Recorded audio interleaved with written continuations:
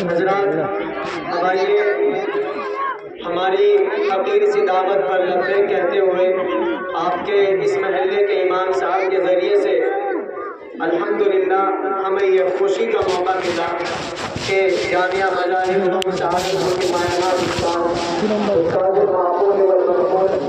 حضرت اقدس مولانا مفتی بشیر احمد صاحب مظاہری دامت برکاتہ العالیہ استاد و مفتی جامعہ مذاہب علوم سعادت کو تشریف لائے. ہم حضرت والا کا اپنی طرف سے اہل محلہ کی طرف سے اور تمام علماء کرام کی جانب سے خیر مقدم کرتے ہیں, استقبال کرتے ہیں. بڑے ہی ادب اور احترام کے ساتھ میں حضرت والا کی خدمت میں درخواست کر رہا ہوں کہ حضرت والا تشریف لائیں اور اپنی بساط کے مطابق جیسا بھی ہو ہم سب کے سامنے اپنے خطاب سے محظوظ فرمائیں. اس شہر کے ساتھ کہ شاہوں کی طرح ہے نہ امیروں کی طرح ہے, شاہوں کی طرح ہے نہ امیروں کی طرح ہے, یہ لوگ اہل محبت کے فقیروں کی طرح ہے. دریاؤں میں ہوتے ہیں جزیروں کی طرح, صحراؤں میں پانی کے ذخیروں کی طرح ہے. افسوس کے سمجھا نہیں اہل نظر میں یہ لوگ وقت کی جھیل ہے, ہیروں کی طرح ہے. حضرت مفتی صاحب آپ کو بڑھو. الحمدللہ نحمده ونستعینه ونستغفره ونؤمن به ونتوکل علیہ ونعوذ باللہ من شرور انفسنا ومن سیئات اعمالنا من يهده الله فلا مضل له ومن يضلل فلا هادي له ونشهد ان لا اله الا الله وحده لا شريك له ونشهد ان سيدنا ومولانا وسندنا وشفيعنا وحبيبنا محمدا صلى الله عليه وعلى اله واصحابه وازواجه وذرياته وسلم تسليما كثيرا كثيرا. اما بعد اعوذ بالله من الشيطان الرجيم. بسم الله الرحمن الرحيم. ولقد يسرنا القرآن للذكر. وقال النبي صلى الله عليه وسلم رغم أن رجل دخل عليه رمضان ثم انسلخ قبل أن يغفر له.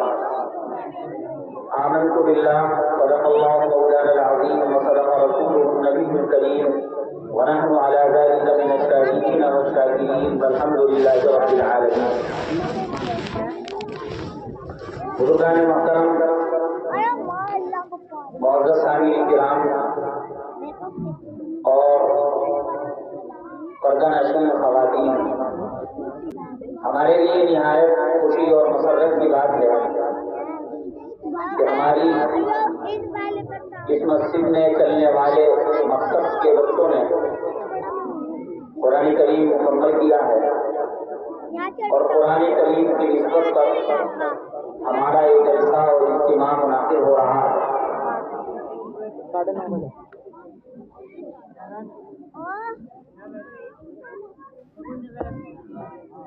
میرے ساتھیوں, قرآن کریم اللہ جل شانہ کی وہ کتاب ہے جس کتاب کو اللہ تعالیٰ نے بہت سی خصوصیات عطا فرمائی ہیں. ہم اپنی ناواقفیت کی وجہ سے اور دین کے بارے میں لاعلم ہونے کی وجہ سے قرآن کریم کی ان خصوصیات سے ناواقف ہیں اور قرآن کریم کی عظیم دولت سے محروم ہیں. قرآن کریم کی سب سے پہلی خصوصیت تو یہ ہے کہ اللہ تعالیٰ کی یہ کتاب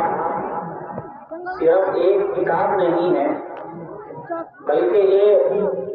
اللہ کی ذات کے اندر سے نکلا ہوا کلام ہے. اور یہ قرآن کریم اللہ جل شانہ کا ایک اثر اور اللہ جل شانہ کی ذات کی ایک نشانی ہے. اللہ کی ذات کتنی بڑی ہے, اللہ کی ذات کتنی عظیم ہے, ہم اس کا اندازہ نہیں کر سکتے. اللہ کتنی اونچی شان کا مالک ہے. حضور اکرم علیہ الصلوۃ والسلام کی ایک حدیث سے اس پر روشنی پڑتی ہے. اللہ کے رسول علیہ الصلوۃ والسلام کے پاس ایک جماعت آئی نے آ کر کے حضور اکرم علیہ السلام سے ایک سوال کیا اور یہ کہا کہ ہمیں یہ بتلائیے ایو لقاء خیر، کہ زمین کے ٹکڑوں میں سب سے بہترین ٹکڑا کون سا ہے؟ اللہ کو زمین کے حصوں میں کون سا حصہ سب سے زیادہ پسند ہے؟ یہ ایسا سوال تھا جو بظاہر تو بہت معمولی سا تھا، لیکن حضور اکرم علیہ السلام یہ سوال سن کر خاموش رہے اور فرمایا کہ مجھے اس سوال کا جواب معلوم نہیں ہے، جبرائیل تشریف لائیں گے تو ان سے پوچھ کر بتلاؤں۔ حضرت جبرائیل علیہ السلام تشریف لائے تو حضور اکرم علیہ السلام نے ان کے سامنے ایک سوال رکھا اور کہا کہ جب لوگ میرے پاس آئے تھے اور آ کر کے انہوں نے مجھ سے سوال کیا کہ اللہ کو زمین کے ٹکڑوں اور زمین کے حصوں میں کون سا ٹکڑا اور حصہ سب سے زیادہ پسند ہے، مجھے معلوم نہیں تھا۔ میں نے کہا کہ جبرائیل سے پوچھ کر بتلاؤں گا، آپ تشریف لائے ہیں، آپ اس سوال کا جواب دیجیے۔ جبرائیل علیہ السلام کوئی معمولی فرشتے نہیں ہیں، بلکہ وہ سید الملائکہ تمام فرشتوں کے سردار ہیں۔ وہ فرشتے ہیں کہ 1,24,000 نبیوں کے بعد اللہ تعالیٰ نے اپنا پیغام پہنچانے کے لیے، اپنی بات پہنچانے کے لیے، اپنی کتاب پہنچانے کے لیے، اپنا کلام پہنچانے کے لیے حضرت جبرائیل علیہ السلام کو طے فرما رکھا تھا اور اس کام کے لیے حضرت جبرائیل علیہ السلام مستحق تھے۔ اس کا مطلب یہ ہے کہ جبرائیل وہ فرشتے ہیں کہ جن کے پاس 1,24,000 انبیاء کا علم۔ اگر اس کے باوجود جبرائیل علیہ السلام نے حضور کے اور اس جماعت کے سوال کے جواب میں فرمایا کہ یا رسول اللہ مجھے بھی اس سوال کا علم نہیں ہے، اللہ سے پوچھ کر مجھے بھی معلوم نہیں۔ چنانچہ حضرت جبرائیل علیہ السلام واپس چلے گئے، پھر کسی موقع پر تشریف لائے تو حضور اکرم علیہ السلام نے ان سے کہا کہ جبرائیل میں نے ایک سوال کیا تھا جس کے بارے میں تم نے کہا تھا کہ اللہ سے پوچھ کر بتلاؤں گا، اس کا جواب لے کر کے آئے؟ کہا یا رسول اللہ اس کا جواب لے کر آیا، اور اس سوال کا جواب حاصل کرنے کے لیے میں اللہ کے اتنے قریب پہنچ گیا تھا اور اتنے نزدیک ہو گیا تھا کہ میں آج تک اللہ کے اتنے قریب اور اتنے نزدیک کبھی نہیں۔ حضور اکرم علیہ السلام نے پوچھا کتنے قریب ہو گئے؟ کہا یا رسول اللہ بس پوچھیے مت، میں اللہ کے اتنے قریب ہو گیا تھا، اتنے قریب پہنچ گیا تھا کہ آج تک اللہ کے اتنے قریب نہیں تھا۔ حضور نے کہا بتلائیے تو صحیح کتنے قریب ہو گئے؟ کہا یا رسول اللہ اتنے قریب پہنچ گیا تھا، اتنے نزدیک پہنچ گیا تھا کہ اللہ میں اور مجھ میں درمیان میں صرف اور صرف 70,000 نور کے پردے رہتے۔ آپ غور کیجیے کہ وہ 70,000 نور کے پردوں کی بات فرما رہے ہیں۔ وہ 70,000 نور کے پردے کیسے ہوں گے؟ ایک طرح کا معمولی سا پردہ ہے، پار نظر نہیں آتا، دیوار کے پار نظر نہیں آتا، ایک پردے کے پیچھے نظر نہیں آتا۔ وہ 70 نہیں 70,000 ہے، اور 70,000 بھی کوئی کپڑے کے نہیں، نور کے پردے ہیں۔ آپ نور کے پردے کا اندازہ اس سے کر سکتے ہیں کہ جب سورج چمکتا ہے اور اپنی کرنیں بکھیرتا ہے اور آدمی اگر اس کی طرف دیکھنا چاہے تو اسے کچھ نظر نہیں آتا، تو وہ نور کیسا نور ہوگا؟ وہ 70,000 نور کے پردے جبرائیل میں اور اللہ کے بیچ میں ہیں۔ جبرائیل اسے سب سے نزدیک اور سب سے قریب ہونا پڑتا ہے کہ میں اللہ کے سب سے قریب جو پہنچا تو وہ اتنا قریب تھا کہ اللہ میں اور کل میں 70,000 نور کے پردے تھے. اس سے اندازہ کر سکتے ہیں کہ اللہ کی ذات کتنی عظیم، کتنی عالی مرتبت اور کتنی اونچی ہے کہ وہ 70,000 نور کے پردوں کے فاصلے کو اللہ تعالیٰ کے سب سے قریب پر. اس سے آپ اندازہ کر سکتے ہیں کہ اللہ کی شان کتنی اونچی ہے. بہرحال انہوں نے اللہ تعالیٰ سے اس سوال کا جواب حاصل کیا. سوال کا جواب یہ تھا، اللہ نے فرمایا کہ مجھے زمین کے ٹکڑوں میں سب سے بہترین ٹکڑا مسجد لگتا ہے. میرے نزدیک سب سے پسندیدہ ٹکڑا مسجد ہے اور میرے نزدیک زمین کے حصوں میں سب سے بدترین حصہ بازار. سب سے محبوب اللہ کو مسجدیں ہیں اور سب سے مبغوض اور ناپسند اللہ تعالیٰ کو بازار. ابھی مہینہ آ رہا ہے، ہمارا ان میں امتحان ہوگا کہ ہم اپنا وقت مسجدوں میں گزارتے ہیں یا ہم اپنا وقت بازاروں میں گزارتے ہیں. مہینہ آ رہا ہے، وہ مہینہ ہمیں مسجد کی طرف بلائے گا، ہمیں مسجد کی طرف دعوت دے گا، ہمیں مسجد میں وقت گزارنے کے لیے کہے گا، ہمیں مسجد میں نماز پڑھنے کے لیے، مسجد میں فرائض ادا کرنے کے لیے، مسجد میں نوافل ادا کرنے کے لیے، مسجد میں قرآن کریم کی تلاوت کے لیے، مسجد میں اعتکاف کے لیے بلائے گا. اور دوسری طرف شیطان ہمیں اس عظیم مہینے میں اللہ تعالیٰ کے یہاں جو سب سے مقبول جگہیں ہیں بازار، اس کی طرف کا کہیں کسی نام پر،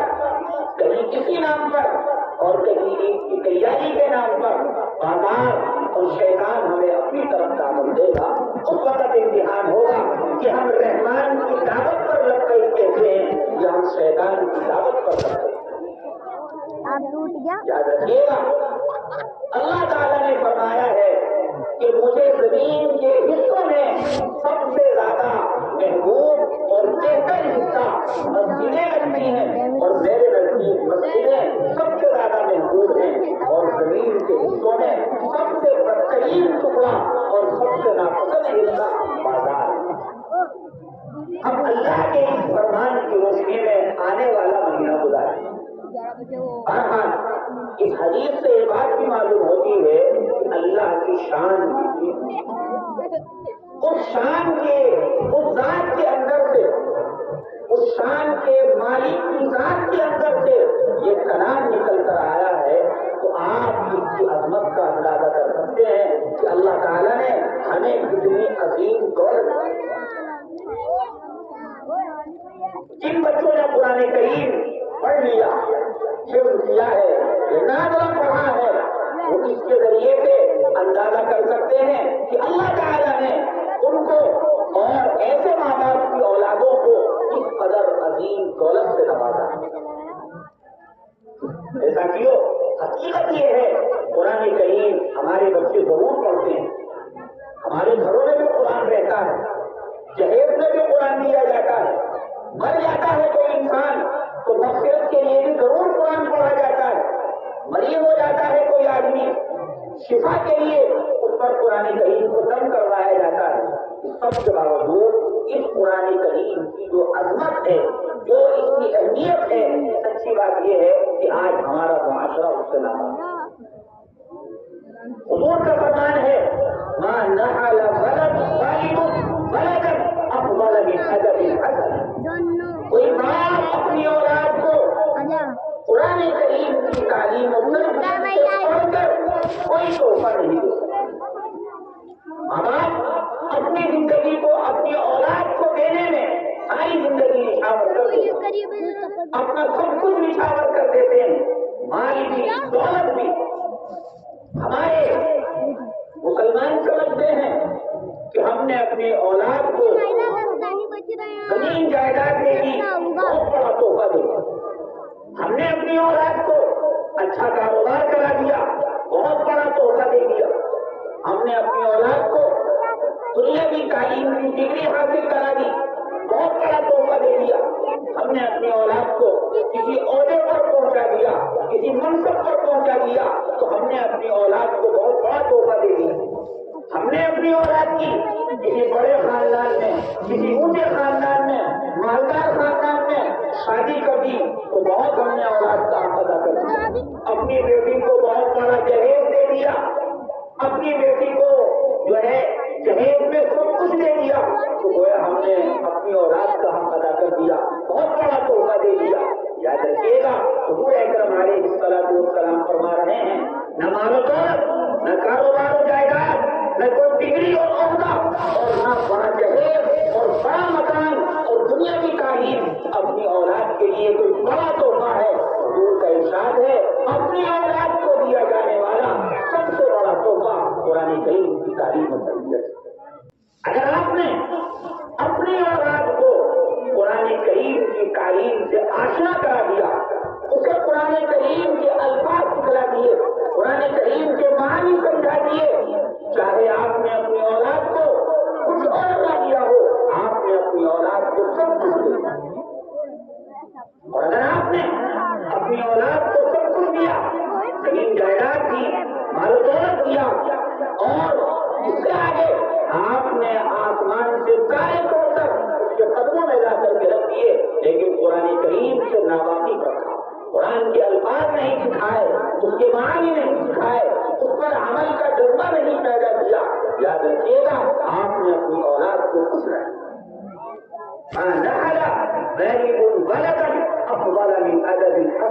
کوئی باپ اپنی اولاد کو قرآن کریم کی تعلیم و تربیت سے بڑھ کر کوئی تحفہ نہیں، اور تحفہ دینے کا مطلب یہ نہیں کہ جہیز میں بہتر قرآن کریم، اچھا قرآن کریم خرید کر اس کو دے دیا جائے۔ قرآن کریم دینے کا مطلب یہ ہے کہ قرآن کریم کی تعلیم سے اسے آشنا کرائے، الفاظ پڑھنا سکھایا جائے، معانی کی سمجھ پیدا کی جائے، اس کی تعلیمات پر عمل کا شوق اور جذبہ، اور اس کے عمل کے مطابق ڈھالنے کی کوشش کی۔ یہ قرآن کریم کو تحفے میں دینا ہے، اور قرآن کریم تحفے میں دینے کا مطلب ہے ساتھیوں، اپنی اولاد کو قرآن سکھانا یہ اولاد کو دیا جانے والا سب سے عظیم تحفہ بھی ہے، اور یہ ہر ماں باپ کی ضرورت ہے۔ ہر ماں باپ کی ضرورت ہے کہ اپنی اولاد کو قرآن کریم سے آشنا کرائیں، قرآن کریم سے واقف کرائیں۔ یہ ہر ماں باپ کی ضرورت ہے، دنیا کی بھی ضرورت ہے اور آخرت کی بھی ضرورت ہے۔ اگر آپ یہ چاہتے ہیں کہ ہماری اولاد دنیا میں ہمارا سہارا بنے، ہماری اولاد دنیا میں ہمارے کام آئے، ہماری اولاد ہماری عزت کرے، ہماری اولاد ہمارے پاس رہے، ہماری اولاد ہماری نگرانی اور دیکھ بھال کرے، ہماری اولاد ہر وقت ہماری خدمت کے لیے تیار اور کھڑی رہے، اس کا راستہ صرف اور صرف یہ ہے آپ اسے قرآن کریم سکھا دیں۔ قرآن کریم آج ماں باپ کو شکوا ہے اپنی اولادوں کے حوالے سے کہ ماں باپ ہماری اولاد ہماری دیکھ بھال نہیں کرتی،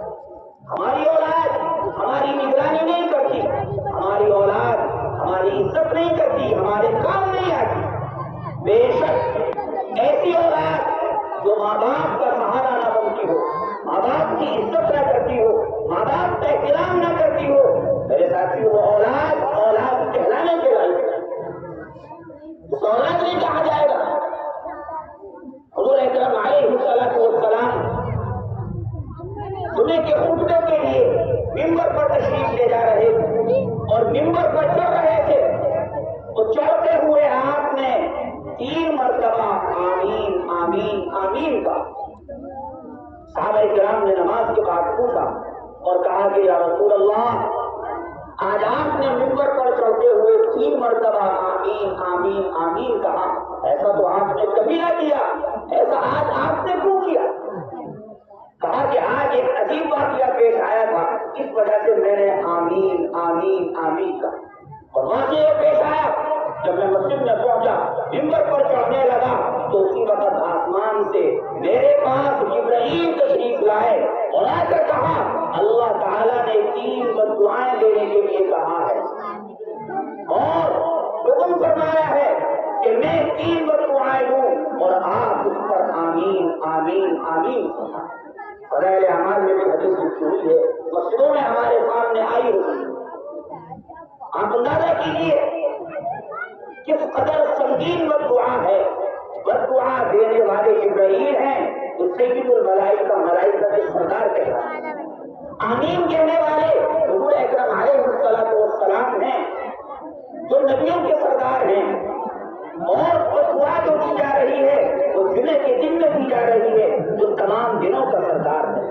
اور جو بددعا دی جا رہی ہے وہ خطبے کے لیے جب امام منبر پر چڑھ رہا ہے اس وقت دی جا رہی ہے، وہ وقتوں کا سردار ہے۔ اس وقت کے بارے میں یہ آتا ہے کہ جو اس وقت مانگ لیا جائے اللہ تعالیٰ وہی عطا فرما دیتا ہے، نفع کا ہو نقصان کا ہو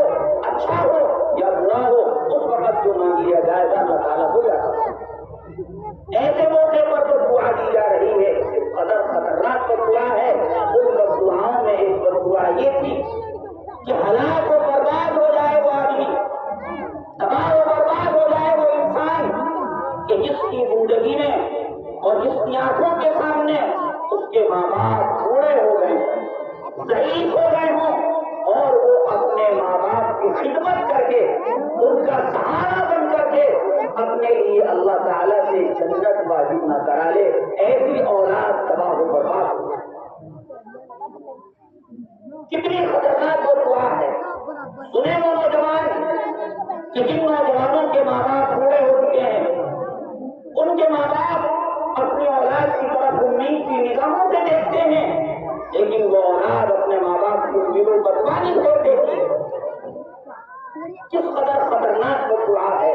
وہ انسان تباہ و برباد ہو جائے کہ ماں باپ بوڑھے ہو گئے اور وہ ان کی خدمت کر کے اپنے لیے اللہ تعالیٰ سے جنت واجب نہ کرے، جنت کا فیصلہ نہ کرے۔ ایسی اولاد کبھی بنپ نہیں سکتی۔ آپ یہ چاہیں کہ ماں باپ کو ٹھکرا کر کے، ماں باپ کو نظر انداز کر کے اور ماں باپ کی بے احترامی اور بے عزتی کر کے آپ کامیاب ہو جائیں گے، آپ دنیا میں ترقی کر لیں گے، آپ کو چین و سکون حاصل ہو جائے گا، آپ کی اولاد آگے آپ کی اچھا سلوک کرے گی۔ یاد رکھیے گا یہ خام خیالی اور یہ جنون اور پاگل پن ہے کہ ماں باپ کو بے عزت اور ماں باپ کو بے احترام کر کے آپ کی دنیا میں کچھ امن کچھ چین کچھ سکون حاصل ہے، کبھی چین و سکون حاصل نہیں ہوگا۔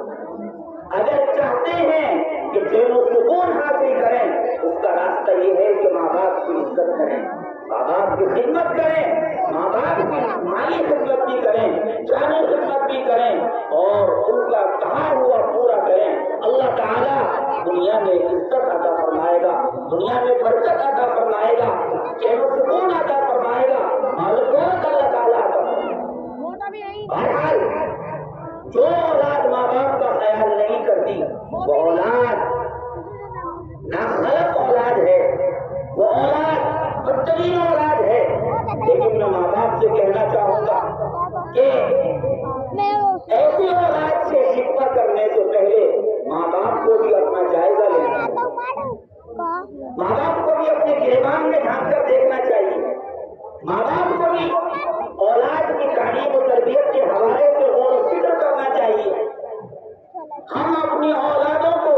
جہاں وہ تعلیم دیتے ہیں کہ جس تعلیم کو پڑھ کر اولاد ماں باپ کی خدمت کرتی ہے، ماں باپ کی عزت کرتی ہے، ماں باپ کی عظمت ان کے اندر پیدا ہوتی ہے، یہاں ہم اپنی اولاد کو کوئی اور تعلیم دے رہے ہیں۔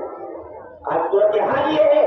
کہ ہمارے بچے قرآن کریم کی تعلیم حاصل کرنے کے بجائے اسکولوں میں پڑھنے کے لیے جاتے ہیں،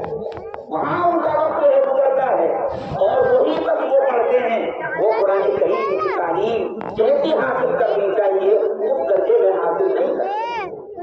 آپ اسکول کی تعلیم کا جائزہ لیجیے، نرسری کلاس کے کورس سے لے کر کالج کے کورس تک، یونیورسٹی کے کورس تک، آپ کسی بھی کورس کا جائزہ لے لیجیے، کہیں بھی آپ کو اس کورس کے اندر یہ نہیں ملے گا ماں باپ کے حقوق کیا ہوتا ہے، ماں باپ کی عزت کیا ہوتی ہے، ماں باپ کی عظمت کیا ہوتی ہے، اولاد پر ماں باپ کے حوالے سے کیا ذمہ داری ہے۔ جب ہم نے اپنی اولاد کو وہ تعلیم ہی نہیں دی جو ماں باپ کی عزت سکھاتی ہے، ماں باپ کا ادب سکھاتی ہے، ماں باپ کا احترام سکھاتی ہے، تو پھر ایسی اولاد ہماری عزت کیسے کیوں کرے؟ آپ اگر یہ چاہتے ہیں اولاد ہماری عزت کرے تو ماں باپ کی عزت سکھانے والی تعلیم ان کو دیجیے۔ آج کے گئے گزرے دور میں جن ماں باپ نے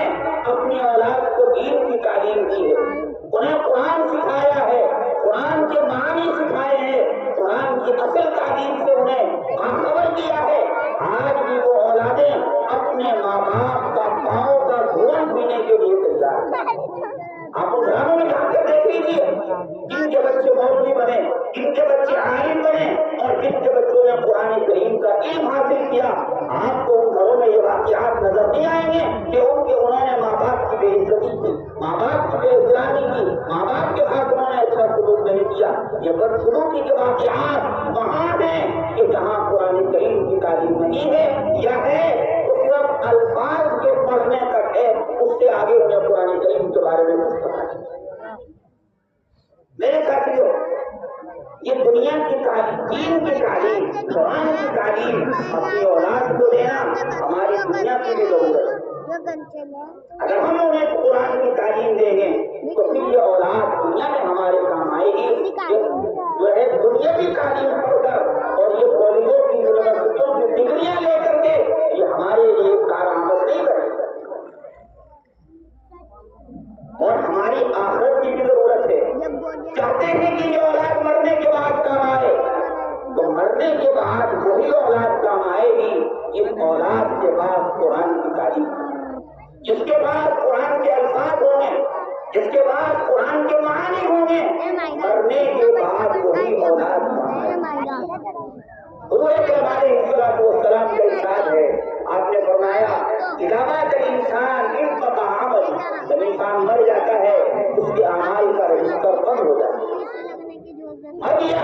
اب کوئی عمل اس کے نام اعمال میں نہیں بڑھے، وہ اضافہ نہیں ہوگا۔ حضرت علی فرمایا کرتے تھے کہ جب آدمی قبرستان کے پاس سے گزرتا ہے تو پھر یہ قبر والے جو ہیں اس سے ہاتھ جوڑ کر کہتے ہیں اے گزرنے والے ہمیں کچھ پڑھ کر بخش جا، ہمیں کچھ تحفہ دے جا، یہاں ہم کچھ نہیں کر سکتے، ہم تیرے بنتا ہے۔ مرنے کے بعد آپ کے عمل میں کوئی اضافہ نہیں ہو سکتا، عمل کی گنجائش اور عمل کا موقع بس یہی دنیا تک ہے۔ تو حضور نے فرمایا لیکن تین چیزیں ایسے ہیں جو مرنے کے بعد بھی آپ کو ان کا ثواب ملتا رہے گا اور آپ کے نام اعمال میں آپ کا کھاتا جاری رہے گا۔ ان تین چیزوں میں سے ایک چیز ہے ولد صالح یدعو لہ، ایسی اولاد جو نیک ہو اور ماں باپ کے لیے دعائیں کرنے والی، صالح اولاد، نیک اولاد، اور صالح اور نیک اولاد کو کہتے ہیں کہ جس کے پاس قرآن کریم کی تعلیم ہو، دنیا کی ڈگریاں لینے والے اور اسکول اور کالج کی تعلیم حاصل کرنے والے جو نیک اولاد میں شمار نہیں ہوں۔ صالح اولاد اس کو کہا جاتا ہے جس کے پاس قرآن کا علم ہو، جس کے پاس حدیث کا علم ہو، جس کے پاس فقہ کا علم ہو اور جس کے پاس اللہ اور اس کے رسول کی تعلیم ہو، وہ صالح اولاد ہے۔ ایسی اولاد اگر ماں باپ مر بھی گئے وہ اولاد جب تک زندہ ہے اور جب تک وہ دنیا میں اللہ اللہ کر رہی ہے، اللہ تعالیٰ اس اولاد کے اللہ اللہ کرنے اور نیک اعمال کا ثواب مرنے کے بعد بھی ماں باپ کے کھانے میں لکھتا ہے۔ مرنے کے بعد بھی اولاد یہ چاہتے ہیں اولاد کام آئے۔ اس قدر افسوس کی بات ہے ہمارے محلوں میں، گھروں میں، خاندانوں میں یہ منظر عام ہے، کسی کا انتقال ہو جاتا ہے گھر میں کوئی ایسا بھی نہیں ہوتا کہ پڑھ کر بخش، بچے بلائے جاتے ہیں مسجدوں سے، مدرسوں سے کہ یہ آج قرآن پڑھنا ہے، آج قرآن پورا کرنا ہے، ہمارے گھر آ جائیے قرآن کریم پڑھ کر بخش۔ اولاد ایسی نہیں ہے کہ مرنے کے بعد ہماری نماز جنازہ پڑھے، ڈگریاں ہیں ہاتھوں میں، عہدے ہیں ہاتھوں میں، لیکن اس قابل نہیں کہ باپ مر گیا ہے، جس باپ نے اسے ڈگری دی تھی اور اسے ڈگری کے قابل بنایا تھا، وہ اس کی جنازے کی نماز بھی پڑھا تھا۔ حدیث پاک میں آتا ہے کہ اگر کوئی آدمی مرنے کے بعد مر گیا کوئی اور اسے 3 مرتبہ قل هو اللہ پڑھ کر بخش دے، ایک قرآن کریم کا ثواب دے۔ اگر دن میں 5 نمازوں کے بعد یہ عمل کر لیا جائے کہ 3 مرتبہ قل هو اللہ پڑھ کر اتنا کہہ دیا جائے کہ مرنے کے اللہ یہ جو میں نے پڑھا ہے اس کا ثواب میرے ماں باپ کو پہنچا دیا۔ خدا کی قسم، ہم جو کال کرتے ہیں فون سے، یہاں ہم بیٹھ کر امریکہ کال ملائیں، سعودی عرب میں کال ملائیں، کتنی جلدی ہماری کال یہاں سے سعودی عرب جاتی ہے، امریکہ جاتی ہے، ہماری زبان سے جب یہ نکلے گا کہ اس کا ثواب میرے ماں باپ کو اور میرے فلانے کو پہنچا دے، اس سے زیادہ تیزی کے ساتھ ہمارا یہ مثال ثواب ہمارے مردے کو اولاد کو تو پتہ بھی نہیں ہے کہ کیسے ماں باپ کو مر کے بخشا جاتا ہے۔ اب آ رہی ہے شب برات، 15ویں رات، ذہنوں میں بیٹھا ہوا ہے کہ قبرستان کا چکر لگا لیں گے تو ماں باپ کہاں پتا ہو جائے گا، دادا دادی کہاں پتا ہو جائے گا، نانا نانی کہاں پتا ہو جائے گا۔ اور وہ چکر لگانا بھی کیا ہوتا ہے، یہاں چائے پی، وہاں تہاری کھائی، یہاں نہاری کھائی، اور اس قبرستان کے دروازے پر، اس قبرستان کے دروازے پر چکر لگا کے آ گئے تھے بخشنے کے لیے، مگر اس صاحب کو یہ بھی نہیں پتا کہ کیسے اپنی اولاد، اپنے ماں باپ کو جو ہے پڑھ کر بخشا جاتا ہے ثواب پر۔ دیکھو مجھے چھوڑا نہیں، یہ آنے والی رات قبرستانوں میں گھومنے کی رات نہیں ہے، یہ تفریح کی رات نہیں ہے، یہ سیر سماجی کی رات نہیں ہے، یہ توبہ استغفار کی رات ہے۔ یہ اللہ سے اپنے لیے مغفرت مانگنے اور اپنے مردوں کے لیے مغفرت مانگنے کی رات ہے، یہ تہوار کی رات نہیں، یہ توبہ اور استغفار کی رات ہے۔ توبہ استغفار کا لفظ تو رات کو زبان سے بھی نہیں نکلتا، ساری رات سیر میں، گھومنے میں، تفریح کرنے میں نکل جائے۔ میرے ساتھیوں، اس رات کی مثال ایسی ہے جیسے کسی کا مقدمہ عدالت میں چل رہا ہو اور آج اس کی پھانسی کا فیصلہ ہو۔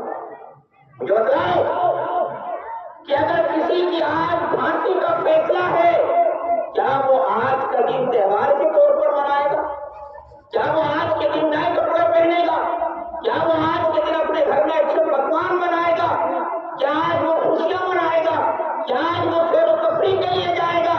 کہ وہ کسی کونے میں بیٹھ کر اللہ کے سامنے رو رہا ہوگا، گڑ گڑا رہا ہوگا، رہائی مانگ رہا ہوگا، رحم مانگ رہا ہوگا؟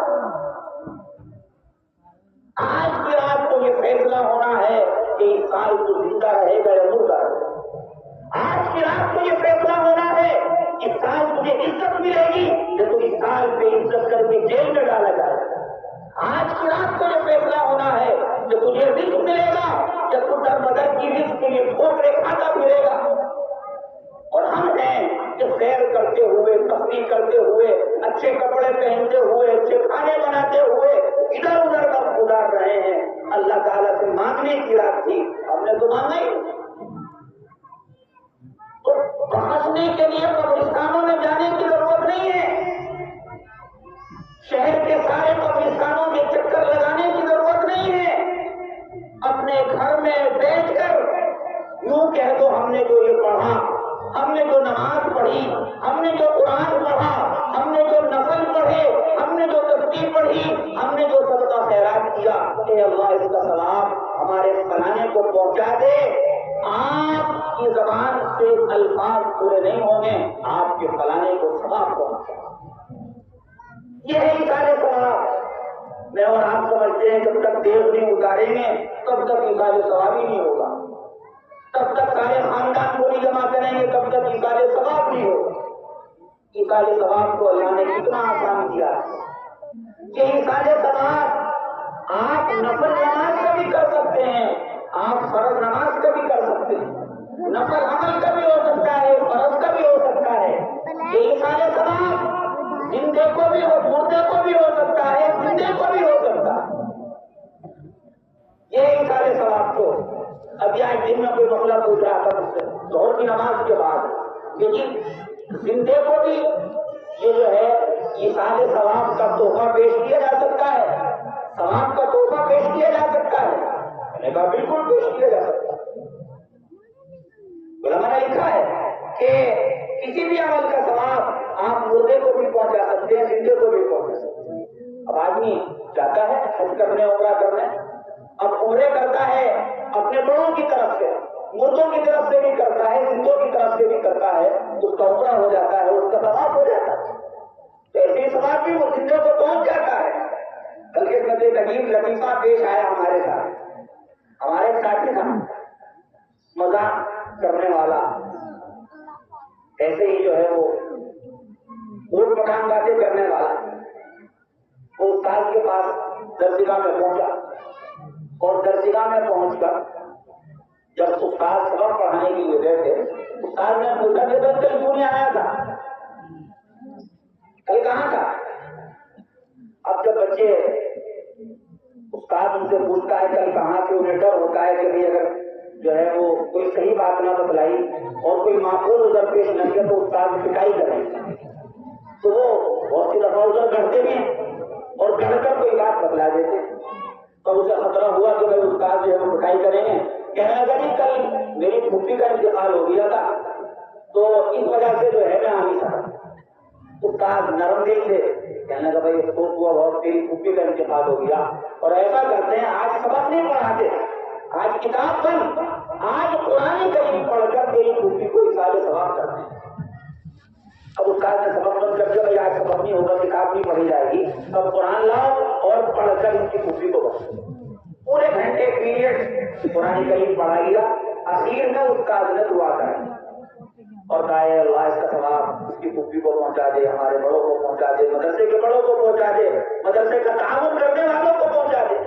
سب کے لیے دعا کرائی۔ سبق ختم ہو گیا، گھنٹہ ختم ہو گیا، مدرسے کی چھٹی ہو گئی، اب وہ ہمارا ساتھی اپنے گھر جب وہ پہنچا، دروازہ کھولا تو سامنے پھوپھی بیٹھی ہوئی تھی، اس نے دروازے میں گھس کر سلام کر کے کہا پھوپھی خوش ہو جا، پھوپھی خوش ہو جا، میں نے تیرے لیے ایڈوانس ہی پہنچوا دیا، میں نے تیرے لیے ایڈوانس ہی پہنچوا۔ تو اس نے تو مذاق میں کہا تھا، نادانی نے کہا تھا، مسئلہ یہی ہے ایصال ثواب ایڈوانس بھی پہنچ جائے، ہمیں تو پتہ ہی نہیں دین کیا ہے، اور اس لیے پتہ نہیں ہم اپنی اولادوں کو سکھاتے ہیں۔ تو اگر یہ چاہتے ہیں کہ اولاد مرنے کے بعد کام آئے، ہمیں پڑھ کر پہنچاتی رہے، ہمیں پڑھ کر ایصال ثواب کرتی رہے، اور مرنے کے بعد بھی ہمارے درجوں میں اضافہ ہوتا رہے، تو اس کا طریقہ یہ نہیں ہے کہ آپ اپنی اولاد کو اسکول پڑھا کر فارغ ہو جائیں۔ میں منع نہیں کرتا، کوئی عالم منع نہیں کرتا کہ اپنی اولاد کو اسکول کی تعلیم نہ دو، تو اسکول کی تعلیم، مگر اس سے پہلے جو اس کے ساتھ ساتھ انہیں دین کی تعلیم کی ضرور۔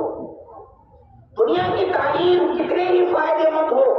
کتنی ہی دولتیں لانے والی ہو، یہ صرف زندگی میں آپ کے کام آئے گی، آنکھ بند ہونے سے پہلے کام آئے گی، آنکھ بند ہونے کے بعد اگر کوئی تعلیم کام آئے گی تو وہ یہ پوری اسکول کی تعلیم نہیں، وہ صرف اور صرف قرآن کی، مدرسے کی اور مسجد کی تعلیم کا۔ اس لیے اگر آپ اپنے بچوں کو اسکول بھیجتے ہیں، بھیجیے، شوق سے بھیجیے، لیکن آپ اپنے بچے کو مسلمان بھی بنائیے، اسے قرآن والا بھی بنائیے، تاکہ یہ اولاد آپ کے مرنے کے بعد بھی جو ہے وہ کام آ سکے اور آپ کو اس کا ثواب پہنچے۔ کتابوں میں قصہ لکھا، ایک بزرگ اللہ والے ایک قبرستان کے پاس سے گزر رہے، اللہ تعالیٰ اپنے نیک بندوں کو بہت سی چیزیں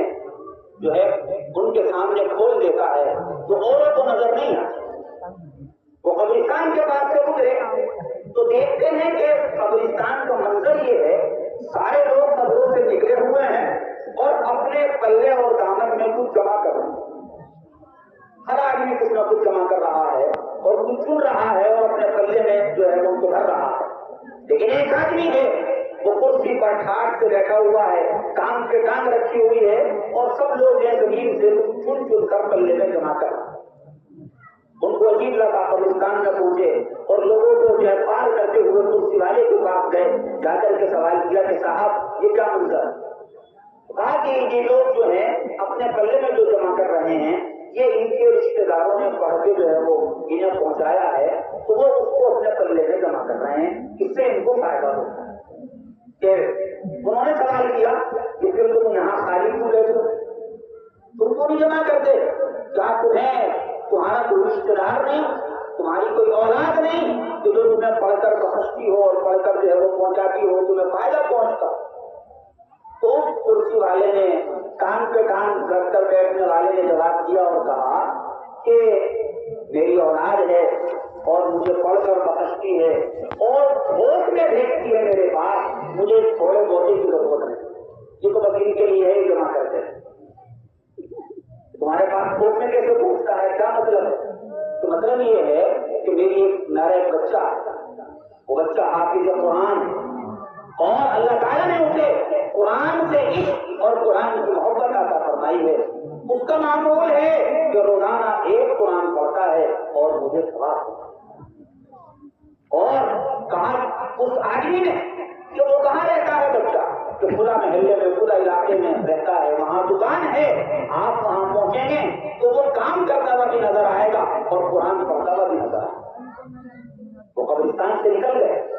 اور اسی محلے میں، اسی علاقے میں پہنچے، اسی پتے پر پہنچے تو دیکھتے ہیں کہ ایک نوجوان ہے، سامان توڑ توڑ کر دے رہا ہے، اور سامان کھولنے کے ساتھ ساتھ اس کی زبان بھی ہل رہی ہے اور وہ مسلسل پڑھتا جا رہا ہے۔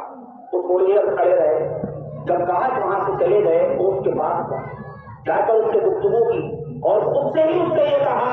کہ تمہارے والد کا انتقال ہو گیا اور تم اسے جو ہے روزانہ ایک قرآن پڑھ کر بخشتے ہو اور تمہارے والد تم سے بہت خوش۔ وہ بچہ حیران کہ آپ کو کیسے پتہ چلا؟ میں تو آپ کو پہلی دفعہ دیکھ رہا ہوں، آپ کو کس نے بتلایا میرے والد کا انتقال ہو گیا؟ کس نے بتلایا میں قرآن پڑھ کے جو ہے وہ بخشتا ہوں؟ آپ کو کیسے معلوم ہو؟ تو اس نے انہوں نے واقعہ بتلایا اور کہا کہ ایسے ایسے مجھے منظر نظر آیا ہے، میں اپنی آنکھوں سے جو ہے وہ دیکھ کر آیا ہوں۔ اس نے کہا کہ آپ نے ٹھیک دیکھا ہے اور ٹھیک بتلایا ہے، میں حافظ ہوں اور اللہ کے فضل سے روزانہ اپنے باپ کو ایک قرآن پڑھ کر پڑھتا ہوں۔ اس کے بعد وہ پھر قبرستان کے سامنے سے گزرے اور پھر وہی منظر نظر آیا کہ لوگ جو ہے اپنے دامن میں کچھ جمع کر رہے ہیں، لیکن انہوں نے دیکھا کہ وہ کرسی پر بیٹھنے والا، کام پہ کام رکھ کر بیٹھنے والا، اب وہ بھی اوروں کے ساتھ اسی طرح زمین میں سے کچھ تلاش کر رہا ہے اور اپنے دامن میں جمع کر رہا ہے۔ وہ اس کے پاس پھر پہنچے اور اس سے جا کر بات کی، گفتگو کی اور کہا کہ بھائی یہ کیا بات ہے؟ جس دفعہ آپ سے ملاقات ہوئی تھی آپ ہاتھ سے کان پہ کان رکھ کر بیٹھے ہوئے تھے اور کہہ رہے تھے میرے پاس بھوک میں پہنچتا ہے، مجھے اس کی ضرورت نہیں، آپ اوروں کی طرح محتاج بن کر اپنے دامن میں چیزوں کو جمع کر رہے ہیں، کیا بات ہے؟ تو اس نے اداس ہو کر کے جواب دیا اور کہا بات یہ ہے، جب آپ پچھلی دفعہ آئے تھے تو میرا لڑکا زندہ تھا تو پڑھ کر بخشتا تھا اور اب وہ لڑکا بھی انتقال کر چکا ہے، اب مجھے کوئی اس طرح پڑھ کر بخشنے والا نہیں، اس لیے اب میری حالت بھی وہی ہے جو اور میرے ساتھ یہ واقعہ میں نے آپ کو یہ سنایا، اس سے سبق ملتا ہے کہ مرنے کے بعد وہی اولاد کام آتی ہے کہ جو اولاد جس کو قرآن کریم کی تعلیم دی گئی ہو اور وہ قرآن کریم پڑھتی ہو اور اپنے ماں باپ کو بخشے۔ یہ قرآن ہماری دنیا کی بھی ضرورت ہے اور یہ ہماری آخرت کی بھی ضرورت ہے۔ آپ چاہتے ہیں آپ کو دنیا میں سکون ملے، آپ کو ماں اولاد کی طرف سے عزت ملے، آپ اولاد کی طرف سے بے فکری کی زندگی گزاریں اور آپ بھی چاہیں کہ مرنے کے بعد بھی ہماری اولاد ہمارے کام آئے، ہمارے نامہ اعمال میں اضافہ ہوتا رہے، تو اس کا راستہ یہ ہے آپ اپنی اولاد کو قرآن ضرور پڑھیں۔ اور میں آپ سے کہوں گا کہ الفاظ پڑھانے پر اکتفا نہ کریں کہ اسے قرآن پڑھا دیا، ناظرہ پورا ہو گیا، حفظ پورا ہو گیا اور پھر اسے کام پہ لگا دیا۔ آپ ہمت کریں کہ اسے قرآن کے الفاظ الفاظ کے ساتھ ساتھ اسے قرآن کے معنی بھی سمجھوائیں اور اسے قرآن کریم کی معنی کی بھی تعلیم دیں، اور یہاں مسجد سے فارغ ہونے کے بعد اور مسجد کی تعلیم مکمل کرنے کے بعد اسے مدرسے میں بھی پڑھنے کے لیے بھیجیں، تب آپ کو مکمل آج ہمارے بچے قرآن پڑھ رہے ہیں ماشاءاللہ۔ سہارنپور میں علاقے میں جو منظر عام ہے کہ جگہ جگہ اس وقت سالانہ جلسے ہو رہے ہیں اور ہمارے بچوں کی بہت بڑی تعداد قرآن کریم پڑھ کر کے فارغ ہو رہی ہے، لیکن یہ بھی افسوس ہے کہ اس تعداد کے اندر بہت کم بچے برائے نام بچے وہ ہوتے ہیں کہ جن میں کوئی آگے کی تعلیم حاصل کرتا ہے اس تعلیم کو مکمل کرتا ہے۔ یاد سے درخواست ہے کہ آپ یہاں اپنے بچوں کو قرآن کریم کی تعلیم پر اکتفا نہ کریں بلکہ ہمت کریں، ارادہ کریں، عزم کریں کہ آپ اپنی اولاد کو عالم بنائیں، اسے مولوی بنائیں۔ علماء نے لکھا ہے کہ قرآن کریم کے سارے الفاظ پڑھنے سے زیادہ اہم یہ ہے کہ قرآن کریم کی تعلیم کو سمجھا جائے۔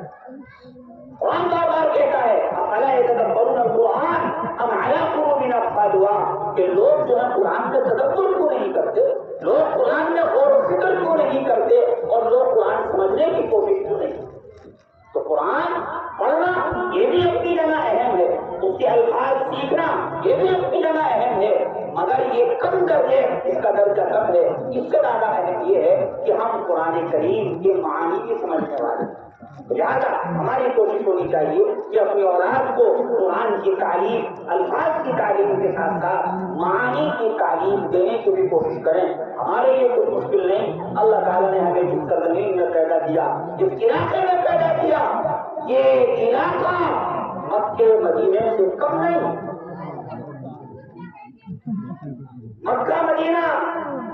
اس طریقے سے اس کا مقام ہے، مرتبہ ہے، اور وہاں قرآن اترا تھا، تو اسی طریقے سے آپ کا اس زمانے کا یہ سہارنپور اور دیوبند ہے۔ آج قرآن کریم اگر کہیں صحیح سمجھا جا رہا ہے اور کہیں صحیح سمجھایا جا رہا ہے تو وہ آپ کا یہ سہارنپور اور دیوبند اس علاقے کی قدر کریں آپ، اور قدر یہ ہے کہ ہمارا بچہ قرآن کریم کے الفاظ بھی جانتا ہو اور اس کے معنی بھی جانتا ہو۔ ایک عالم دین نے کہا ہے کہ اللہ تعالیٰ نے جو ہے قرآن کو مکے میں اتارا اور یہ قرآن کریم مصر کے علاقے میں سمجھا دیا، پڑھا دیا، اور مصر والوں نے قرآن کریم کو پڑھنے کا حق ادا کیا،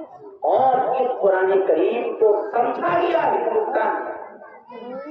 اتارا گیا مکے میں، پڑھا گیا مصر میں۔ مصر والوں جیسا کوئی قرآن کریم نہیں پڑھا، آج کے مصر کے قاری مشہور، اور سمجھا گیا آپ کے ہندوستان میں اور اس دیوبند سہارنپور کے مراکز میں۔ قرآن کریم کی جیسی شدھ تعلیم اور جیسی پیور تعلیم اس سہارنپور اور دیوبند میں ہے۔ آپ اگر دنیا کا چکر لگا سکتے ہو اور اس بات کا اندازہ کر سکتے ہو تو آپ چکر لگائیے، آپ اسی نتیجے پر پہنچیں گے کہ دین کی شدھ تعلیم اور پیور تعلیم اگر دنیا میں کہیں ہے تو اس کا مرکز دیوبند اور سہارنپور۔ اس لیے ہم اس سرزمین کی قدر کریں۔ آج سے 18-19 سال پہلے کی بات ہے، رمضان کے مہینے میں مدرسے میں جانا ہوا، تو مدرسے میں ایک کمرے کے اندر پہنچا تو میں نے اس کمرے میں ایک آدمی کو دیکھا، وہ ایک طرف بیٹھا ہوا کچھ بیڑی سگریٹ پی رہا، چٹائی پر ہے اور کچھ بیڑی سگریٹ منہ کو لگا رکھی۔ میں اس کے پاس پہنچا، میں نے پوچھا آپ کہاں سے ہیں، کیوں آئے ہیں، کس لیے آئے ہیں؟ تو اس نے بتایا کہ میں ملیشیا سے آیا اور میں ملیشیا میں پروفیسر ہوں، اور اس نے بتایا کہ میری ملیشیا میں اتنی تنخواہ ہے اور میں اتنا مالدار ہوں۔ اب سے 20 سال پہلے اس نے کہا تھا کہ میں جس بیڈ پر سوتا ہوں اس کی قیمت 1.5 لاکھ روپے، لیکن اسی کے ساتھ ساتھ اس نے یہ بھی کہا کہ میں جو سکون اس چٹائی پر محسوس کر رہا ہوں مدرسے کی، مجھے وہ سکون اپنے 1.5 لاکھ کے بیڈ پر محسوس۔ اس کے بعد اگلے دن وہ بازار گیا، اور بازار جانے کے بعد اس نے دکان سے کچھ سامان خریدنا تھا، تو وہ دکان پر جا رہا تھا اور ایک دکاندار سے پوچھ رہا تھا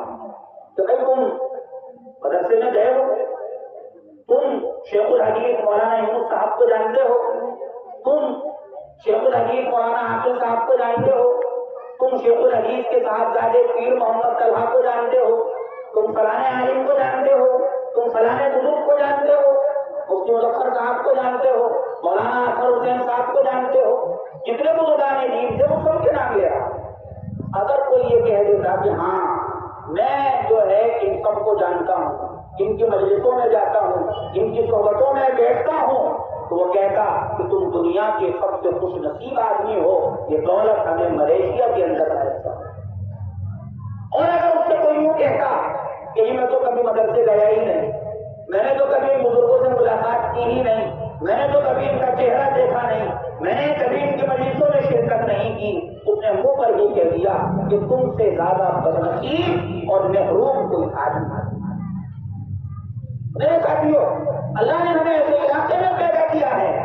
اگر ہم جس طرف پہ رخ کر لیں اور گردن گھما لیں، ہمیں قرآن کریم سمجھانے والا، قرآن کریم پڑھانے والا ہمیں مل جائے گا۔ آپ ذرا تھوڑا سا آگے چلے جائیے، دائیں بائیں نکل جائیے، محلے کے محلے، گاؤں کے گاؤں، بستیاں کی بستیاں خالی ہیں، کوئی الحمدوں کا جاننے والا اور کوئی الحمدوں کا پڑھانے والا بنا۔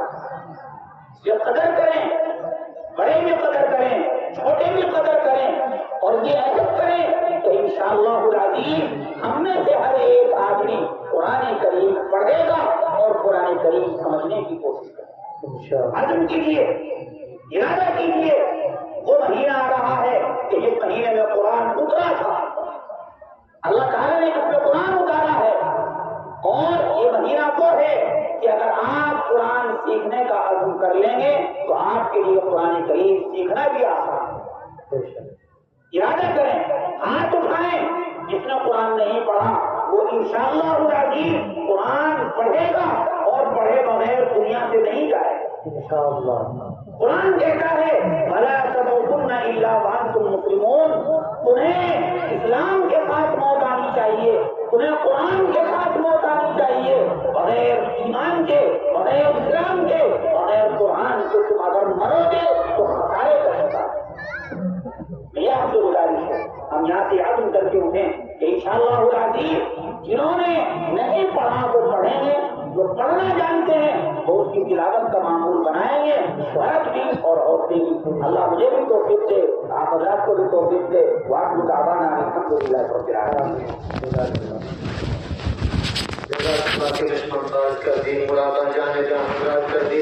حضرت مفتی صاحب کا یہ صرف ایک خطاب ہی نہیں بلکہ ان کی دل کی آواز تھی، اور یہ ہمارے اکابرین کا وتیرہ اور طریقہ رہا ہے کہ جو غلطی اور جو کوتاہیاں دیکھتے ہیں ان کو بیان کرتے ہیں۔ آپ نے محسوس کیا کہ مفتی صاحب نے اپنے اس خطاب میں بہت سارے ان مسائل سے بھی پردہ ہٹایا کہ جن سے ہم غفلت میں پڑے ہوئے تھے، جن کی اور ہم ایسے ایسے کام کرتے تھے۔ اللہ حضرت مفتی صاحب کو جزائے خیر عطا فرمائے۔